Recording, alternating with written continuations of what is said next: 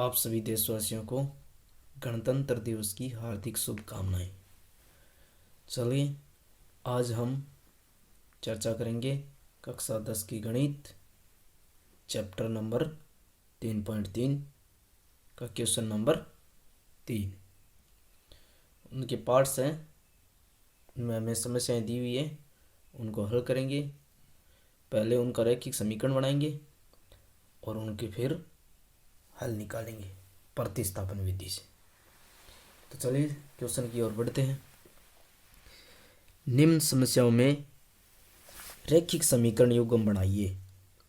ये जो हमें समस्याएं दी हुई है, एक समस्या के रूप में दी हुई है कथन, इनको हम रैखिक समीकरण युग्म में बदलेंगे पहले तो, फिर हम उनके हल है वो प्रतिस्थापन विधि से ज्ञात करेंगे। तो चलिए समस्या की तरफ बढ़ते हैं और फिर हम उनका सॉल्यूशन करते हैं। चलो, दो संख्याओं का अंतर 26 है और एक संख्या दूसरी संख्या की 3 गुणी है, उन्हें ज्ञात कीजिए। यहाँ हमें ज्ञात करना होता है, उन्हें मान लिया जाता है। ठीक है, तो हमें उन संख्याओं को ज्ञात करने के लिए बोला है, तो हम उन संख्याओं को मान लेते हैं। चलिए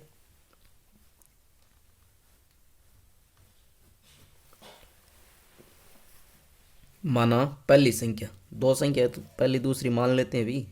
माना पहली संख्या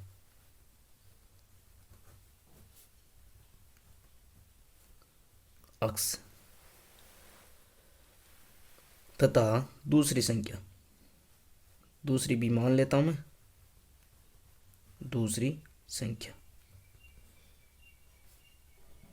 y।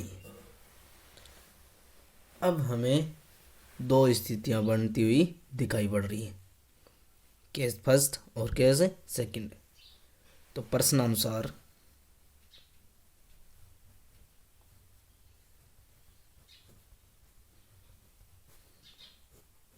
जो हमें प्रश्न दिया है इसके अनुसार मान लेते हम केस फर्स्ट ये है और केस फर्स्ट ये। कौन से? देखिए केस फर्स्ट मैं यहाँ लिख देता हूँ, केस फर्स्ट बोले तो स्थिति प्रथम। इसमें है दो संख्याओं का अंतर 26 है। ये जो दो संख्याएं हैं इनका अंतर कितना बता रखा है? 26 है। मैं मान लेता हूँ एक बार कि x है वो इनमें से बड़ी है, तो x माइनस वाई, ये अंतर हमें दिया है 26। ठीक है, तो समीकरण नंबर मैं 1 दे देता हूँ यहाँ। अब केस सेकंड या स्थिति द्वितीय, केस सेकंड और के बाद में बढ़ती है दूसरी स्थिति और तथा कंजक्टिव है, जोड़ने वाला है भी दो कथन को। एक संख्या दूसरी संख्या की 3 गुणी है। अब जो एक संख्या है वो दूसरी संख्या की 3 गुणी है, यानी पहली संख्या है वह दूसरी संख्या की 3 गुणी है, तो वे दोनों बराबर होती हैं। समझ रहे हो? तो मैं यहाँ लिख देता हूँ, पहली संख्या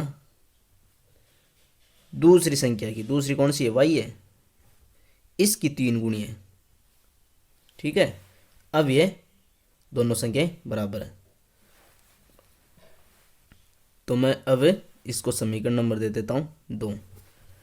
अब यहां हमें इन समस्याओं को प्रतिस्थापन विधि द्वारा हल ज्ञात करना है। तो मैं प्रतिस्थापन करने के लिए मैं किसी एक समीकरण को दूसरे समीकरण में, किसी एक समीकरण के चर का मान किसी दूसरी समीकरण में रख देता हूँ। ऐसा ही करता है। अगर आपने पिछले वीडियो नहीं देखे हैं तो प्लीज़ वो पहले देख लीजिएगा, ठीक है, ताकि आगे के प्रश्नों में आपकी समझ अच्छी बन सके। तो चलो मैं यहाँ पर समीकरण 2 है वो देखो x के बराबर ही दी हुई है 3y, तो यह समीकरण मैं ये अक्स की जो वैल्यू है वो मैं समीकरण 1 में रख देता हूँ। यहाँ से समीकरण समीकरण 2 से अक्स का मान समीकरण 1 में प्रतिस्थापित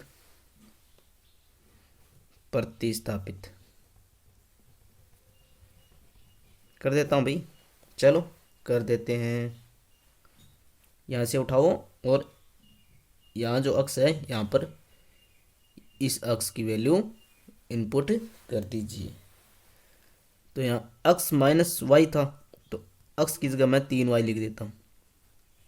3y माइनस वाई, ये जो है ना माइनस वाई बराबर 26। ठीक है। अब यहाँ से मैं 3y से 1y कैंसिल कर देता हूँ, तो बच जाता है यहाँ पर 2y बराबर 26। ठीक है। अब यहाँ से मैं इधर लिख रहा हूँ। ठीक है, थोड़ी सी लाइन बना लें ताकि मिली जुली सरकार ना लगे। ठीक है ना, ये लीजिए।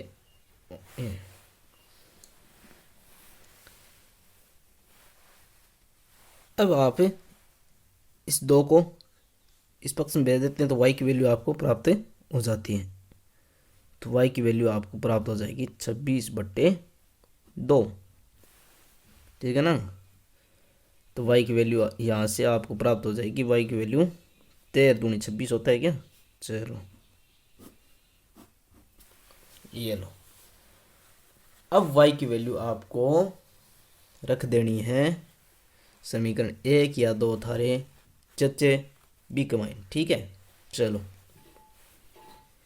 समीकरण 2 में ही रख लेता हूँ। समीकरण 2 में y बराबर 13 रखने पर, क्यों भाई, यहाँ से मुझे अक्स की वैल्यू प्राप्त हो जाएगी, अक्स का मान प्राप्त हो जाएगा। देखो अक्स बराबर 3 गुणा वाई का मान कितना है यहाँ पर 13 है क्या। चलो 13 रख देता हूँ। तो अक्स की वैल्यू कितनी आ जाएगी यहाँ पर 13 39। चलिए हो गया हमारा सॉल्यूशन। तो अब आपको लिख देना है कि वो दोनों संख्याएं, अतः दोनों संख्याएं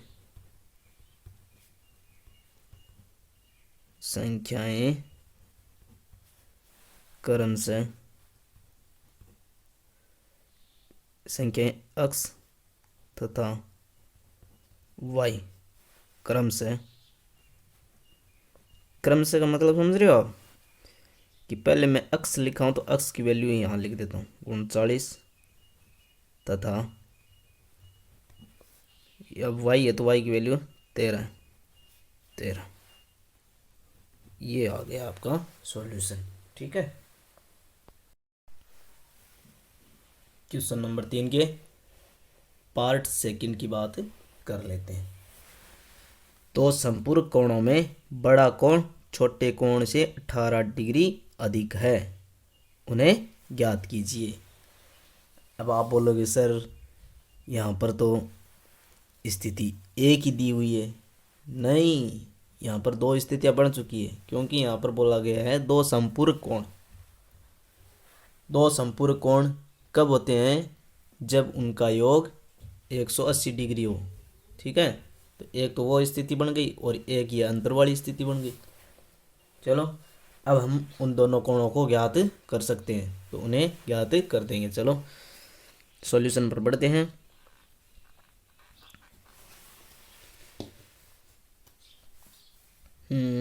माना दोनों कोण, एक अक्ष है, अक्ष लिख देता मैं दोनों कोण,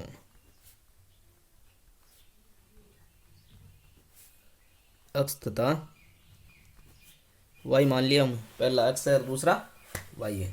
चलो अब स्थिति प्रश्नानुसार बोल देते हैं तो संपूरक कोण प्रश्नानुसार।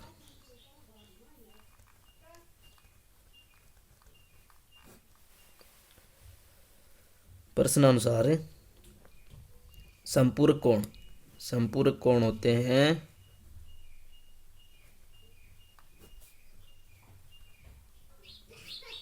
180 डिग्री योग। संपूरक कोणों का योग ऐसे लिख देना, ठीक है। 180 डिग्री तो दो है, एक अक्ष और एक वाई है, तो इनका योग कितना है 180 डिग्री।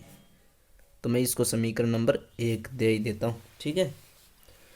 अब बढ़ते हैं केस, ये तो केस फर्स्ट हो गया ना, केस फर्स्ट या स्थिति फर्स्ट।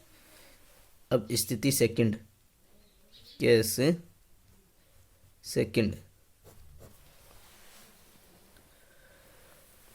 अब हमें बताया गया है कि कोणों में बड़ा कोण छोटे कोण से 18 डिग्री अधिक है। इसका मतलब दोनों का अंतर है छोटे और बड़े का, बड़े में से बड़ा इनसे छोटे से 18 डिग्री अधिक है। तो मैं इसको छोटा बड़ा मान लेता हूँ मैं यहाँ पर, ठीक है। अक्स है वो बड़ा है वाई से, ये स्थिति मान रखा हूँ मैं यहाँ पर, ठीक है।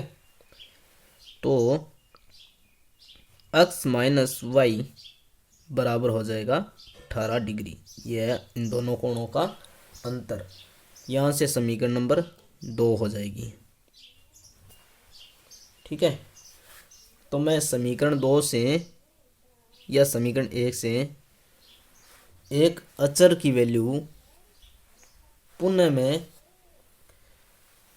समीकरण, अब मैंने अचर की वैल्यू बोल दी है, बार बार बोल रहा हूँ कि मैं अचर की वैल्यू यहाँ से ले लिया हूँ समीकरण 1 से, तो पुनः मैं इसमें नहीं रखूँगा, इसमें रखूँगा। अगर मैं यहाँ से ले लिया हूँ एक्स और वाई का वैल्यू, तो फिर मैं इसमें रखूँगा, ठीक है।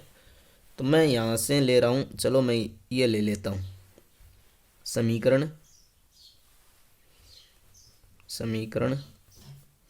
2 से मैं ले लेता हूँ एक्स बराबर 18 डिग्री माइनस जो था वो इधर आके प्लस हो जाएगा, ठीक है। ये है समीकरण 2 से एक्स बराबर, ये मैं अब यहाँ से समीकरण 2 से लिया हूँ तो समीकरण 1 में रख दूंगा, ठीक है। समीकरण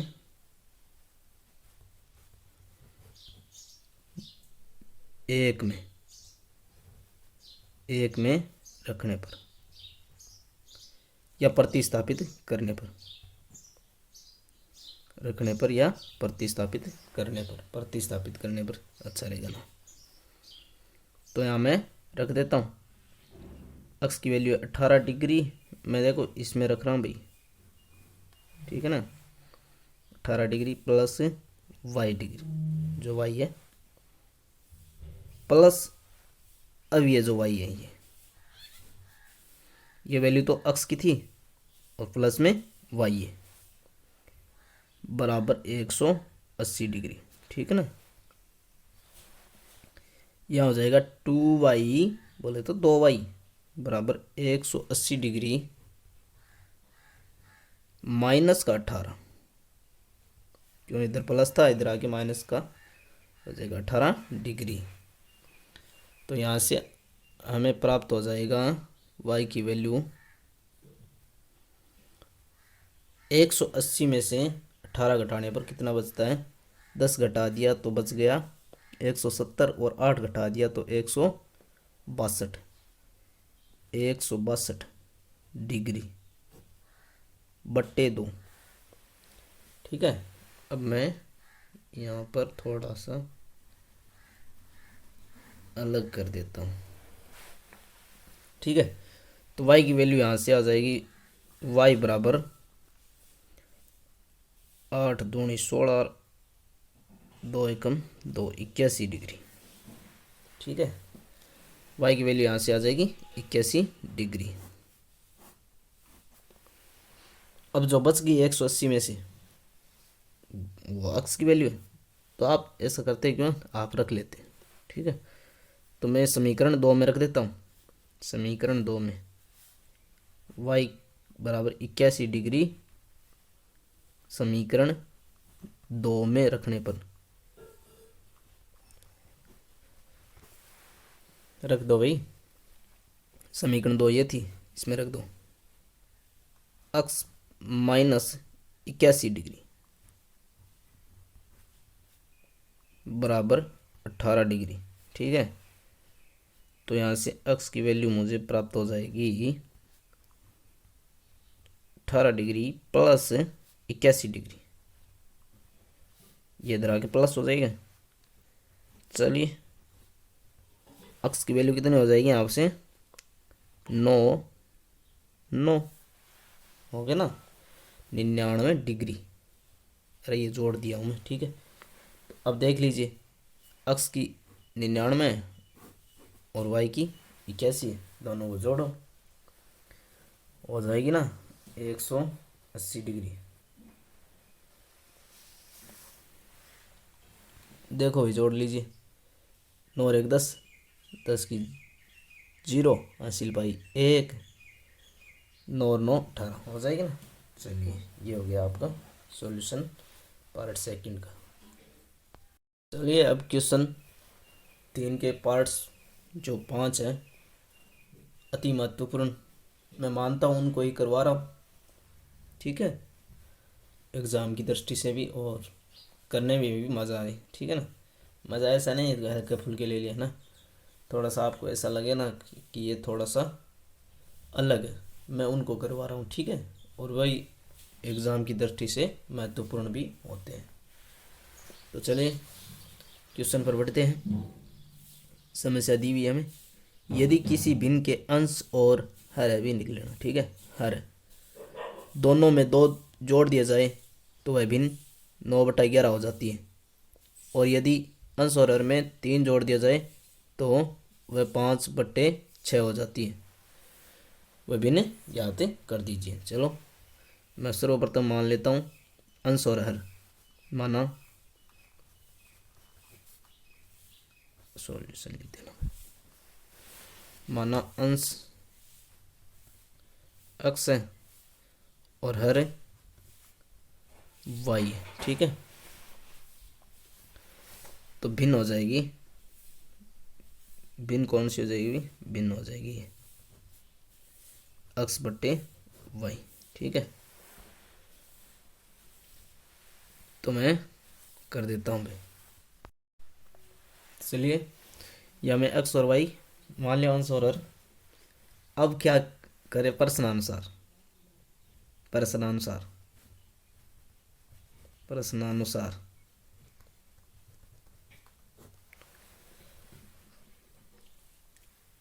केस फर्स्ट,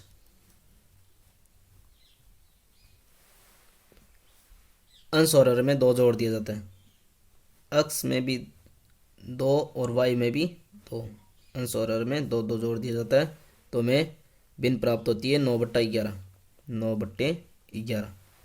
तो मैं यहाँ इसको सरल कर लेता हूँ, यहाँ से कर लीजिए। 11 को मैं इधर x + 2 से गुणा करवा रहा हूँ, 11x + 11 दूनी 22। ठीक है, मैं इसको यहाँ वजर गुणा करा दिया। यहाँ से मैं 9 से गुणा करा देता हूँ y + 2 से, 9y + 9 दूनी 18। ठीक है, तो मैं यहाँ से प्राप्त हो जाता है मुझे 11x - 9y बराबर, ये 22 इधर चला जाएगा, तो 18 - 22 कितना हो जाएगा, कितने हो जाएंगे भाई, 4 के माइनस के 4।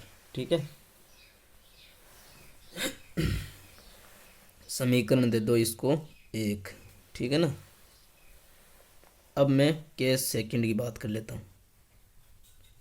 केस सेकंड स्थिति देते हैं। चलिए, अब क्या है, अंश और हर में 3 जोड़ दिया जाता है, एक्स में भी 3 और वाई में भी 3, तो यहाँ बन जाती है ये भिन्न कितनी हो जाती है, 5/6 हो जाती है, 5/6। ठीक है ना। तो अब मैं कर देता हूँ इसे। ये मैं अलग कर देता हूँ यहाँ से, ठीक है। ये लीजिए, अब यहाँ से मैं वज्र गुणा करा देता हूँ इसको। 6 को x प्लस 3 से गुणा, 6x प्लस 6×3 = 18, ठीक है, बराबर 5 से गुणा करवा देता हूँ y प्लस 3, यानी इसको इधर ले चलते हैं, y प्लस 3 को 5 की तरफ। तो 5y प्लस 5×3 = 15, ठीक है। तो मैं वही करता हूँ जो यहाँ किया था, ये चर एक साइड और अचर एक साइड, समीकरण, ठीक है, निरूप। 6x - 5y बराबर, यहाँ देखो 18 है, ये इधर जाएगा माइनस का, 15 - 18 कितना हो जाएगा, -3। समीकरण नंबर दे दो इसको 2, ठीक है। अब समीकरण 1 और 2 से प्रतिस्थापन, हम किसी एक समीकरण में चर की वैल्यू प्रतिस्थापित कर देंगे।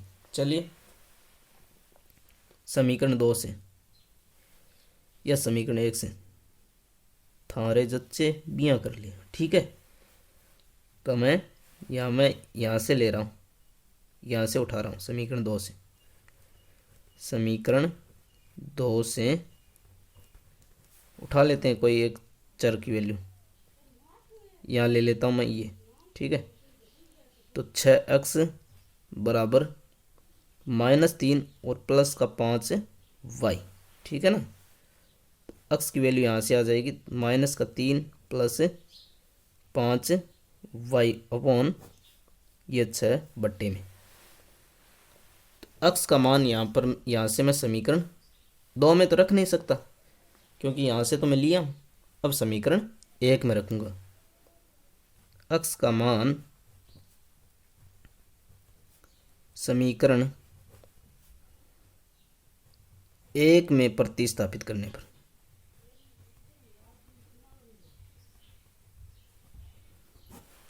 एक में प्रतिस्थापित, एक कौन सी थी, ये थी 11 गुणा, x की वैल्यू रख देता हूँ, -3 प्लस 5y अपॉन 6, ठीक है, और माइनस का 9y, ये जो था बराबर -4, ठीक है। यहाँ से मैं सरल कर लेता हूँ,